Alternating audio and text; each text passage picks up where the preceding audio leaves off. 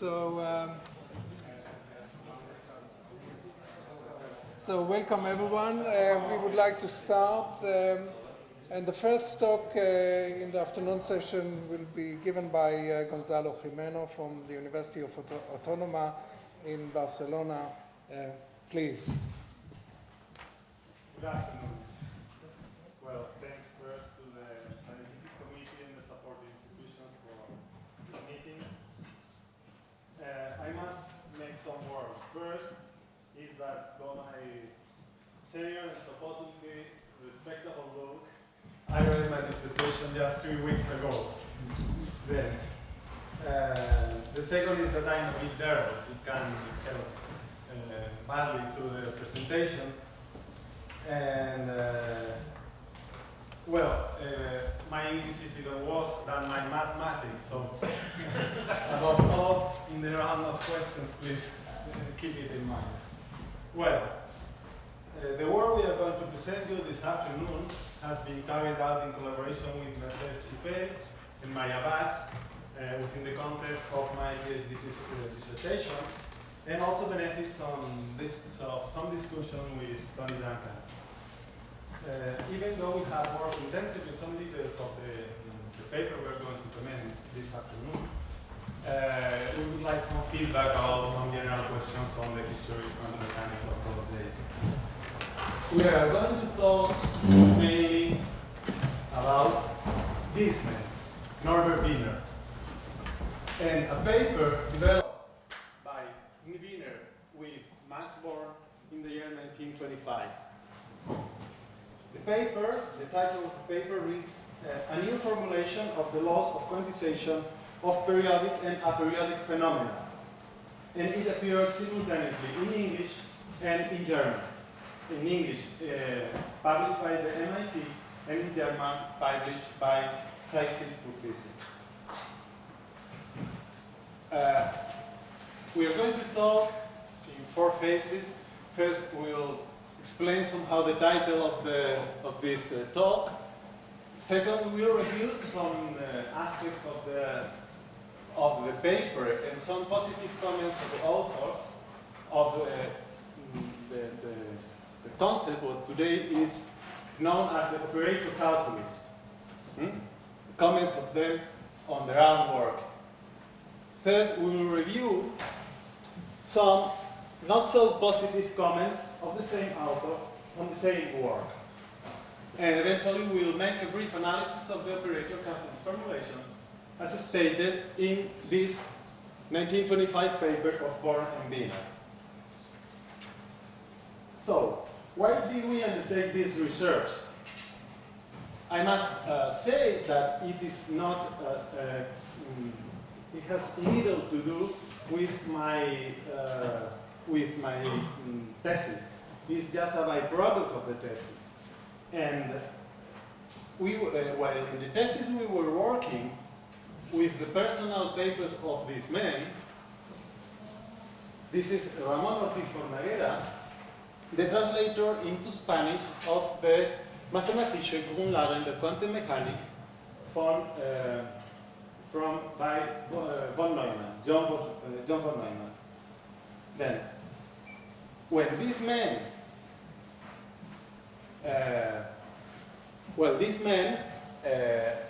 when we were working with his personal papers, we came across an essay that he had written, an unpublished essay that was intended to qualify for the chair of mathematical physics at the Universidad de Madrid. In this essay, we read the following. He had a brief history of the origins of quantum mechanics, and in that brief history, he first enumerates the 4 formulations of quantum mechanics, knows them as knows by him. 4 formulations of the new quantum mechanics: the theory of matrices, the theory of Born and Wiener, the wave mechanics, and the Dirac's Q-number theory.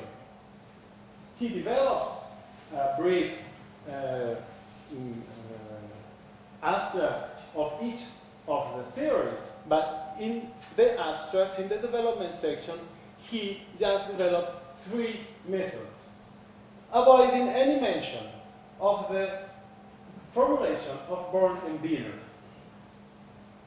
As we were working on issues about the equivalence of matrix mechanics and wave mechanics, we were quite surprised and wondered what was that operator calculus, why was it omitted from our fifth paper, and how was it considered by modern historians. Okay, we are going to connect some of the previous talks and perhaps some of the things I'm going to say now are already known. In the fall of 1925, Born traveled to Cambridge, Massachusetts to give some lectures at the MIT. I think previously he had traveled to Chicago. But in Massachusetts, in the MIT, he had the opportunity to collaborate with the other man of the pictures, Norbert Wiener, a mathematician that was lecturing there those days. It was just weeks later that they had sent the paper, the three-man paper for publication. The paper written jointly with Heisenberg and Jordan. And it's not to say that Born and Wiener had met each other in Göttingen because Wiener had been previously, the previous year, in Göttingen for a short stay. And from the point of view of Wiener, when he knew that Born was going to MIT, he prepared to work with him through the intervening months. So, these are words of Wiener in his autobiography of 1956. From the point of view of Born, in America, the first thing he did was to find someone to collaborate. And there came Norbert Wiener. To collaborate with what?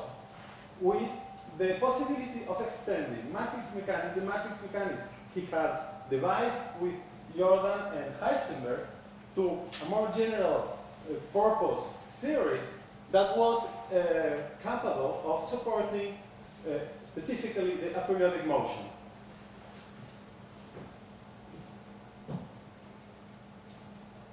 In opinion of Wiener, the job was a highly technical one, and he, Born, counted on him for aid. That's good.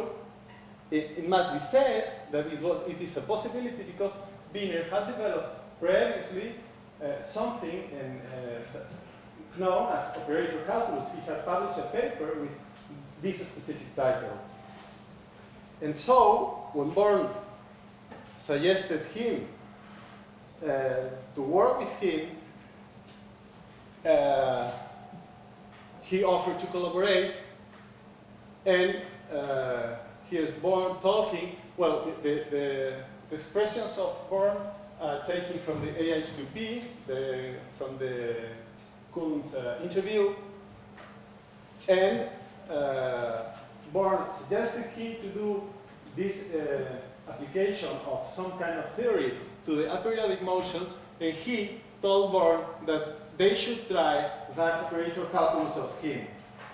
And apparently, both were delighted with the situation. If we believe Born in this letter to Hilbert, still being at MIT, he was pleased with Wiener. He was going to Wiener's place, and he was pleased with Wiener. And everything seemed designed to match the needs of Born and the skills of Wiener, because Born, as declared by himself, was very tired, had to give several sets of lectures at MIT, while Wiener spent all his work on that paper. So, Born's lack of time, availability of Wiener, and the fact that Wiener knew already the tools seemed to take shape in the operator calculus, a new and distinctive formulation of the new quantum mechanics. Or perhaps not. What happened next? okay, things were going fast, and journals began to receive the papers on the new quantum mechanics. November 7th, the fundamental equations is received at the Royal Society. November 16th, 9 days later, the three main paper arrives to Sanskrit.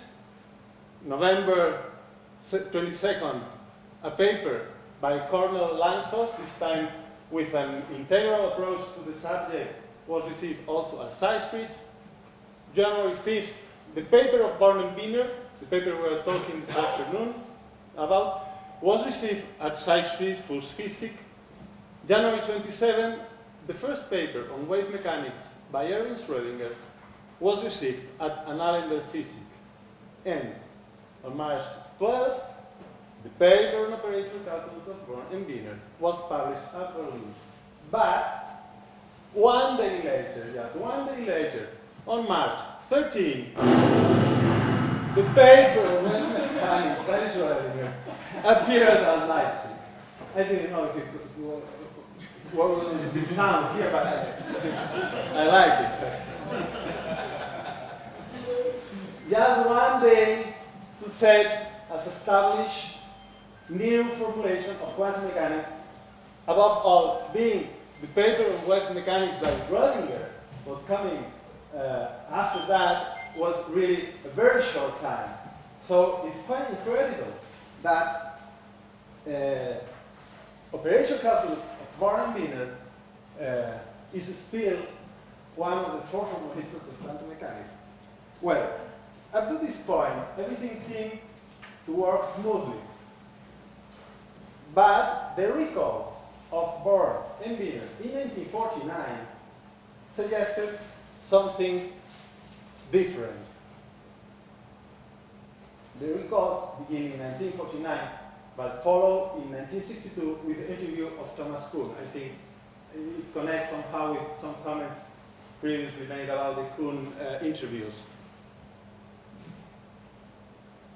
In a letter from Born to Wiener, Born thought that their theory had been badly neglected in the accounts of the origin of the theory. Wiener agreed in his answer to Born with a sentence that we see here: thanks also for resurrecting out of oblivion their earlier work on quantum mechanics. 1962, Born complains that they introduced the operator calculus, but in a very clumsy way, even when for that time they did the right thing. And he regrets that he didn't see that, and he will never forgive himself. He refers to the fact that the commutation law that they devised by means of a differential over time was exactly the same thing that he had devised previously with the P's and Q's. But, as we said previously, in the view of Born, the work was mainly by Wiener. And Wiener, showed the paper to him, and he made his remarks and suggestions. But he didn't write the paper. So perhaps I will be talking sometimes of the paper of Wiener, because it really seems to be certain that the paper is mainly by Wiener. And why he did not see this, he's somehow blaming Wiener. Finally, eventually he says, so I'm not so great an admirer of Wiener's. Wiener was a mathematician, and then Kuhn asked Born in the interview explicitly if probably the misunderstanding between Born and Wiener wouldn't came because of, for Wiener, an integral equation and a differential equation means much the same thing. And Born says that, well, perhaps, but he insisted on that very complicated integral representation, which he didn't like and he didn't quite understand. Clearly I'm trying to convince you that there's a problem with the paper. At least from the point of view of Born, it seems to be so. But one all, as talked about this morning, Born is recalling things that had happened years before, and one has to be, it must be objectivated. Then, let's see some interesting things. Bacigalupi made a collection of the reports of the 1927 Southern Conference. In that conference, there was a report by Born and Heisenberg, not Wiener, Born and Heisenberg. And they talked about the operator calculus of Born and Wiener, saying the following sentence: to overcome this difficulty of the non-periodic motion, two essentially different routes have been taken. The operator calculus of Born and Wiener, later he talks about the direct numbers, etc. And then they say, talking about this operator calculus, the method is by Eckhart. So, how is it possible that the operator calculus of Born and Wiener is by Eckhart? Interesting. Eckhart had a paper just a few months later of the paper of Wiener with this title, Operator Calculus and the Solution of the Equations of Quantum Dynamics. In this paper, he departs from the Wiener's paper and makes a much clearer exposition of what the operator calculus could be applied to quantum mechanics. We'll comment some details of the paper later. Just one detail. In 2002, a paper by 13 physicists, published in American Journal of Physics, 13 physicists talking about 9 different formulations of quantum mechanics, didn't even mention the operator calculus formulation. One tends to think that really the operator calculus was lost. And then, what was that formulation and what had happened to it? And now we are going to review some, quickly, some formula of the paper of Wiener, just to reveal some of the weaknesses, the drawbacks of the paper. The paper is structured in two main sections. The first is a theoretical section in which they build up the mathematical apparatus to deal with the second part of the paper, which works the applications. The applications are two. One, the harmonic oscillator, the non-harmonic oscillator, the trivial example that perhaps not so trivial, but when it had already been worked by Born, Jordan, Heisenberg. And the linear motion. We are going to talk, we will differentiate the parts. Okay, we can program our patient to 8 slides. They depart from the classical, the classical matrix mapping between two vector spaces. It could be real vector spaces or it could be complex vector spaces, and they are talking about the common matrix approach in which they introduce time. No, this is not good. Okay, they introduce time and they form the classical Fourier series to obtain a function of t. They isolate from this function x of t, isolate the Fourier coefficients, and define a similar, by a similar approach, a new function y of t to receive this mapping. This mapping is, here we see the x function to arrive to the y of t function. Two time variables, these disappear, the S disappears on integration and the T remains. Then, here comes, they group together some of the terms. They group those terms together to form this kernel. And this kernel depends here of two time variables, obviously. After that, they rewrite the function y of t by means of this kernel, and they, again, with this expression, define a new operator, q, depending on grouping all the terms that had except the x of s. So they have an operator q acting on a function s to obtain a function I of t. Here, things seem trivial. But in 1925, it was not so trivial. And it was not trivial for Born, because Born, while still at MIT, wrote to Bohr talking about this kernel. This kernel was interpreted by Born as a function of two time variables. Perhaps it's surprising now, but it's what seems, because he was trying to ascribe Q of Ts a geometrical place in space. For him was the connection between the quantum mechanics and the geometrical mechanics, the classical geometrical mechanics.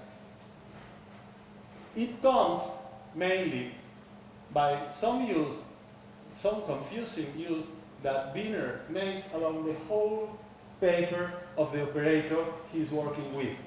Here he has two Q's.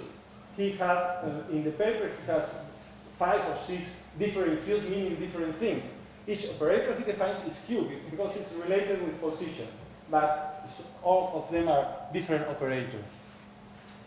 Well, another weakness of the paper is to know when Wiener is talking about matrices or he's talking about operators. In this case, Wiener is talking about matrices, even when he has defined an operator. Because the mapping he's really doing is this mapping here, and in the middle of the mapping, there is the same QMN matrix he had previously. After he defines this Q operator, he makes an exercise of turning the operator back to the matrix approach. Obviously, he succeeds and he does the correct thing to obtain the initial matrix version, but leaves the reader in a very bad situation, because the reader, if his passion knows he's talking about matrices, he's told that this approach is for more general operators, but then it turns to matrices again. So it's quite confusing. Here are the two time variables that caused that problem to Born in his letter to Bohr.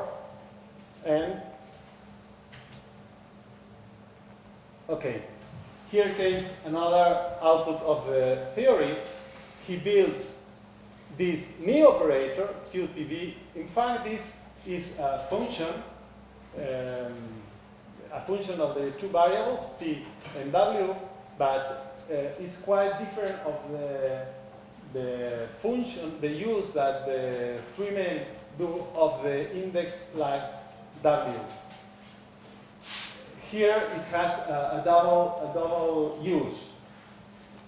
In the first place, let's see what are these two terms. This one at the right is the function on which the operator is acting. This one at the left is one operator. It cannot commute with the other because in the middle there is the operator Q. And this operator compose over this operator to obtain this.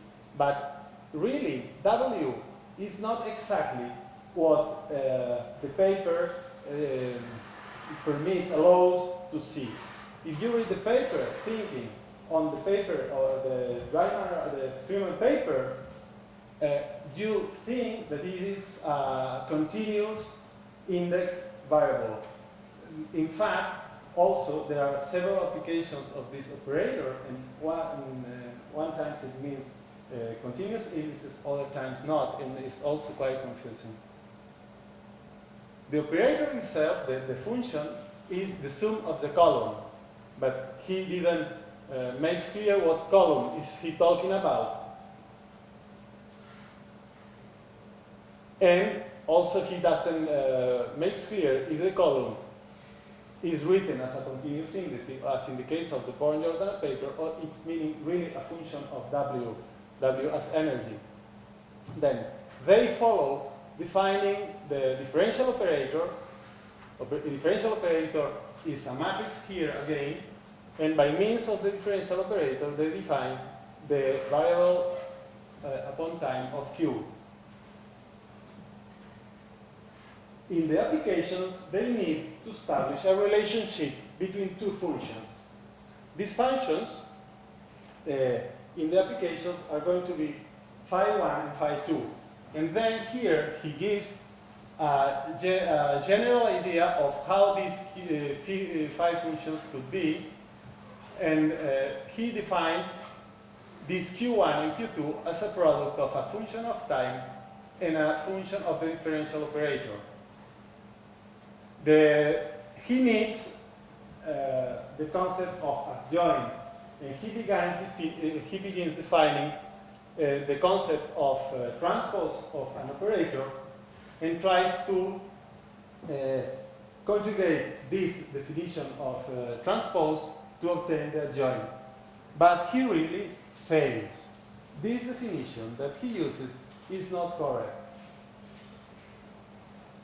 The definition he had to define was this one, in which the adjoint appears explicitly in the first time.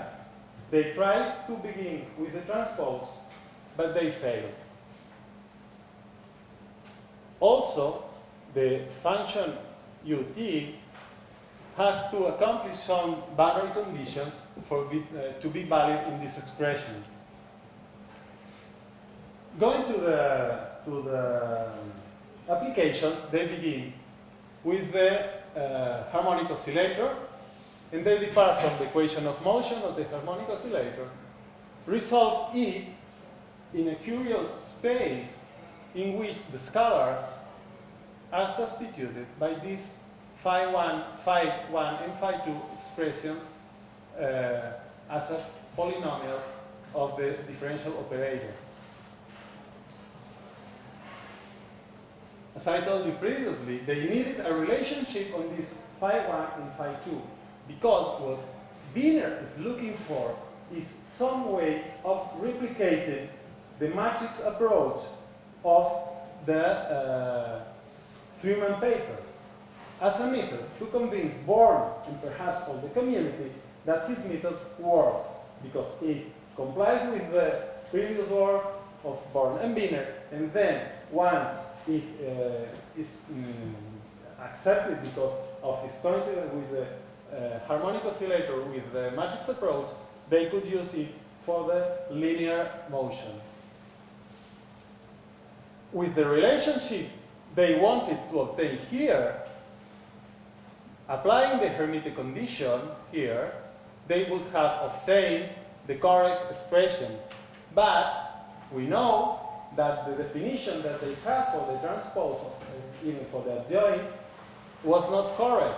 So we were very puzzled on how was it possible to obtain the correct relationship with the wrong definition of Hermitianism.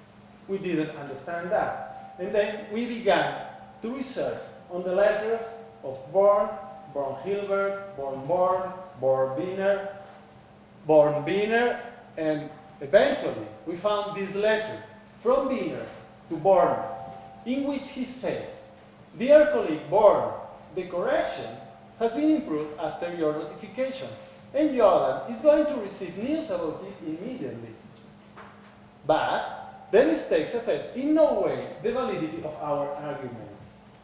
Okay, February 12th, we know that the paper was received already in the journal. And someone made a correction to Biner, who rewrites some part of the paper. That doesn't affect in no way the validity of the arguments. Obviously, our speculation that a last-minute correction had introduced an error in the paper, we think it's confirmed with this letter. What we do not know is who made the correction. Perhaps it was Jordan as a referee. It was the same board as is implied in your notification. This part we have not any more clues of how to solve it. Another drawback of the paper is the way in which they establish the energy levels for the harmonic oscillator. They need to establish a first point for a recurrence argument, and they fail to do this because they use a continuous function and say something like, we may put 0 for the first value of w for which the function, or well, not the function, but in fact the square module of the function, okay, is different from 0. That's what they say they do, but it is not what they really do. Because this function is continuous, and the first place for which this function is different from 0 is just at the right of this point. It is an open set. This point does not exist. Then, what happened? They were doing a thing that they were not doing. What they really were doing was they were managing this function, a specific development in series with a specific constant for the function. And this is what they obtain here, a specific point that gives them a specific image for the function. Not just simply the first for which it's not 0. Okay. Eventually they arrived to the half integrals they needed for the Hamiltonian, and things seem to match quite well if you bypass all these troubles with the matrix approach. And then they move to the application of the linear uniform motion. This is the last one, we are close to the end. Okay. They use the same approach, they depart from the equation of motion, they solve the equation of motion in their particular space, quotient, neither u nor its derivative satisfy the boundary conditions. They don't say anything about this, and they obtain, by introducing the quantum condition, I've not cited previously, they also have to introduce the quantum condition in the harmonic oscillator. By using the quantum condition, they obtain this expression for that what they call the sum of columns. But here we do not have columns. So they don't clarify what are they doing. But what is worse is that here appears a term quite strange. This one is the boundary condition derived from this phi 2 of here.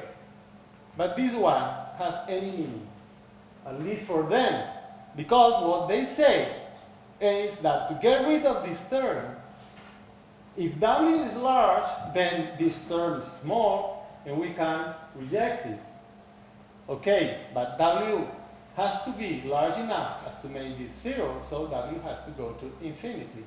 Then here, this term is speed, here it has also to go to infinity. And then position also goes to a very strange place. Okay, to sum up, I hope definitions were poor, are not clearly stated, reuse symbols, fusing notation, errors not always easy to see, and a doubtful conclusion on the linear motion that was supposed to be the main goal of the paper. To synthesize, it was a work of a genius, but needed another genius, John von Neumann, to disentangle it. Okay, that's all.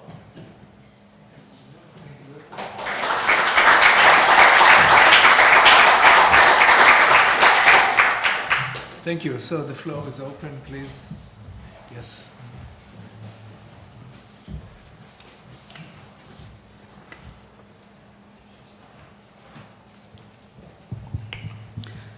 First, congratulations for the nice talk.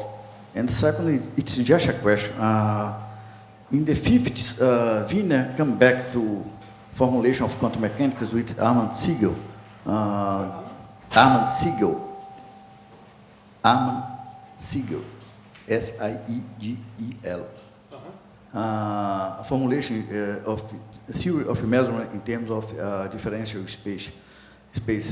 Did you read this paper? There is any connection?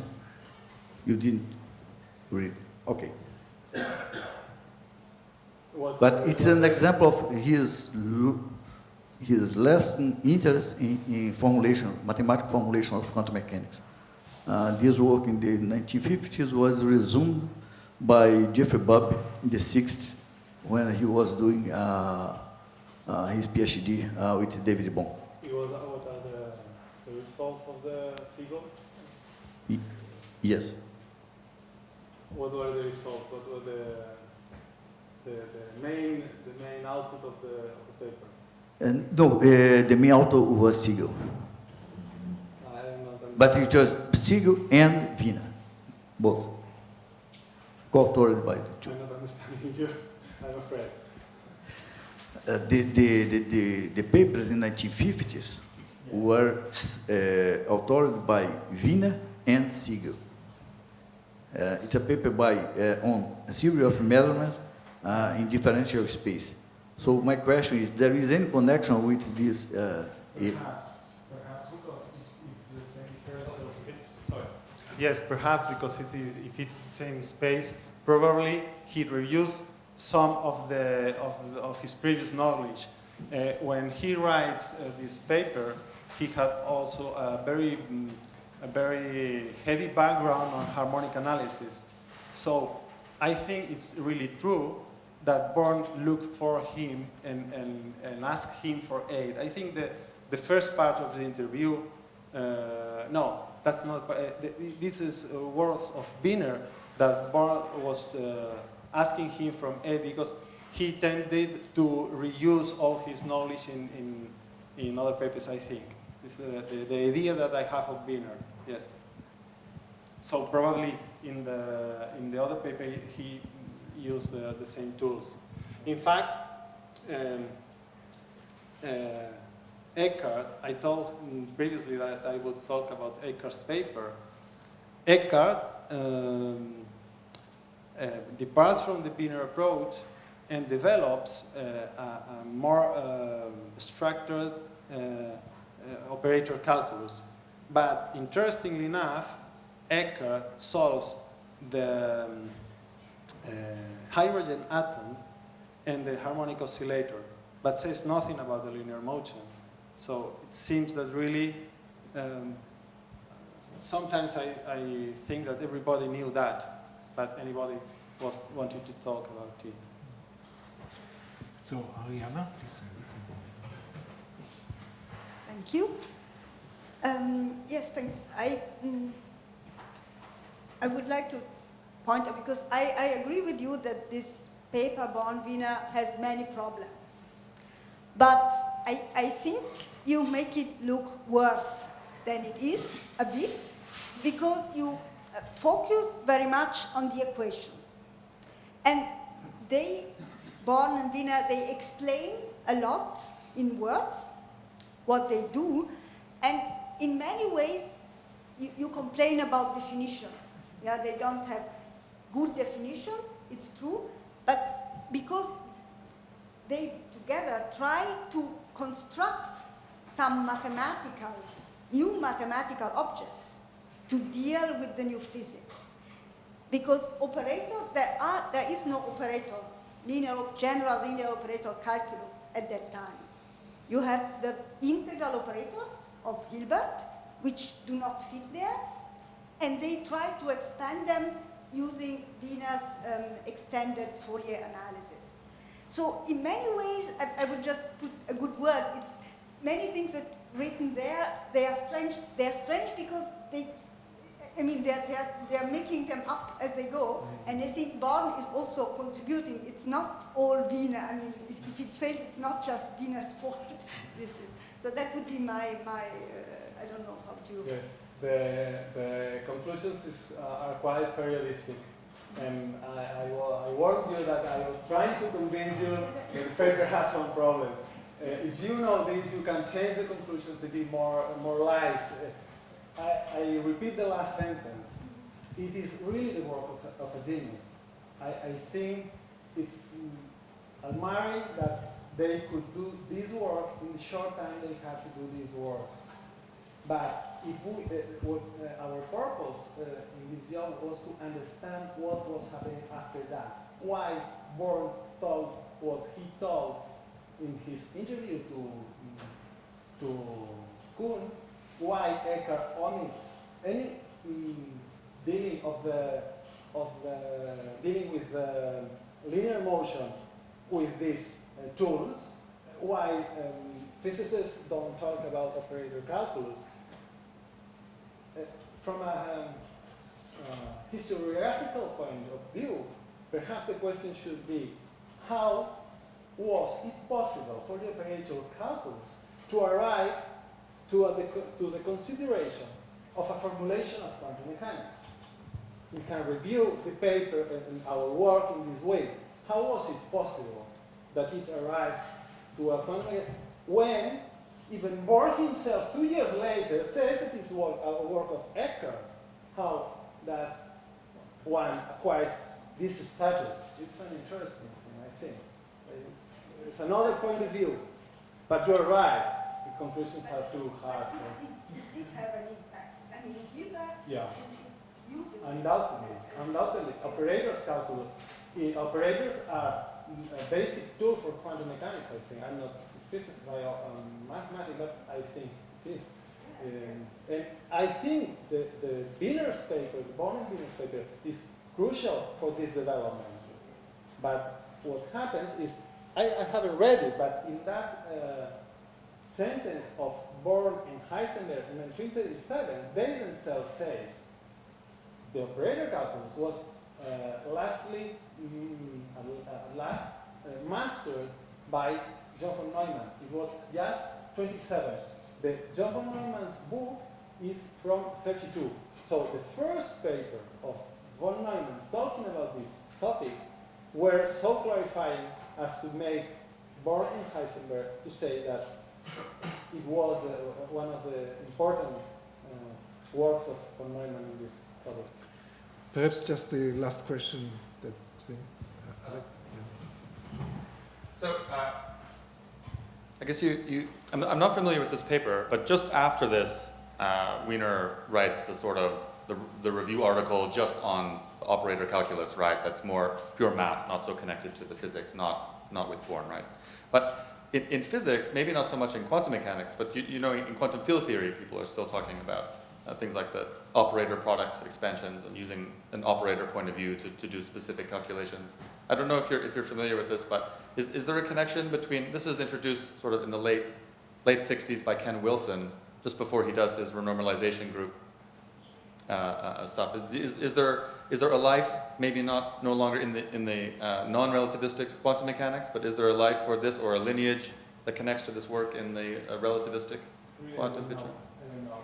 Anything what happened to operator calculus after that, until 1932, that is, von Neumann is our other milestone, is von Neumann 32's book, and I have some idea of what happened between these 2 days. Quantum theory is outside of my scope now. yeah. Okay, then we thank the speaker.